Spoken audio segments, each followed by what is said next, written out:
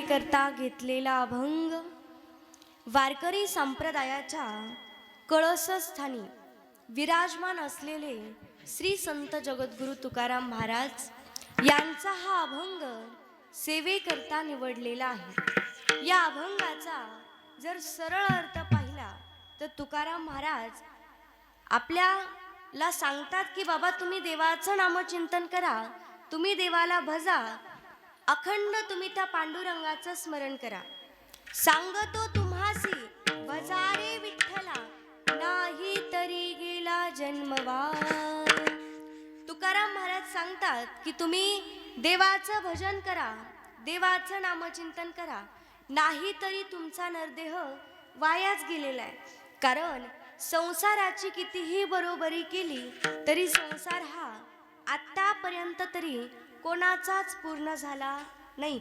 मग तुकोबाराय म्हणतात तुमचा माझा संसार पूर्ण होईल याची काय अपेक्षा करताय? कितीही बरोबरी करा, संसार कधी पूर्ण होत नाही।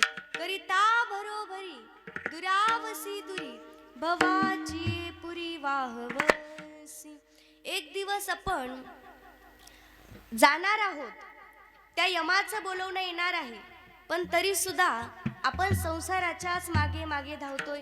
आपल्याला वाटतं की एवढं केल्याच्या नंतर तरी संसार पूर्ण होईल, असं केल्याच्या नंतर तरी समाधान वाटेल, सुख भेटेल, पण सुख काही आपल्याला कुठं भेटत नाही। कितीही संसाराची बरोबरी करा, संसार हा कधीच कोणाचा पूर्ण होत नाही। अहो तुकोबाराय, तुम्ही आम्हाला सांगताय देवाचं भजन करा, त्या पांडुरंगाला भजा, त्याचं स्मरण करा, नाही तरी हा नरदेह वायाला गेलेला आहे।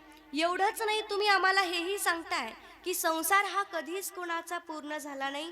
मग तुकोबाराय नेमकं तुम्हाला म्हणायचंय तरी काय? तुकाराम महाराज सांगतात मला एवढंच म्हणायचंय की तुम्ही त्या पांडुरंगाचं नामचिंतन करा, अखंड स्मरण तुम्ही त्या पांडुरंगाचं करा।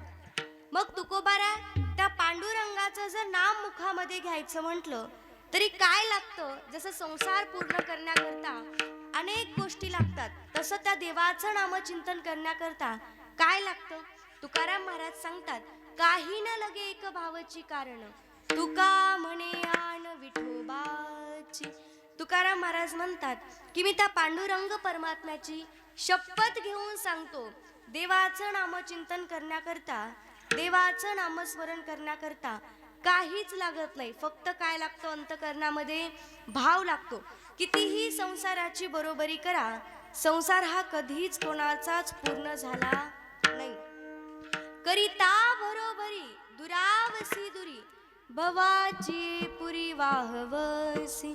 कितीही संसाराची बरोबरी करा, संसार हा कधी कोणाचा पूर्ण झाला नाही। म्हणून तुकोबाराय सांगतात की तुम्ही त्या पांडुरंगाचं स्मरण करा आणि या नरदेहाचं तुम्ही सार्थक करून घ्या। असा अभंगाचा सरळ भावार्थ तुमच्या पुढे मांडला। अभंगाचा अर्थ हाच असेल असा माझा आग्रह अजिबात नाही, कारण जसे पक्षी आपापल्या क्षमतेनुसार आकाशामध्ये भरारी घेतात, तसे मी माझ्या बुद्धीच्या क्षमतेनुसार अभंगाचा अर्थ सांगण्याचा प्रयत्न केला। विठ्ठल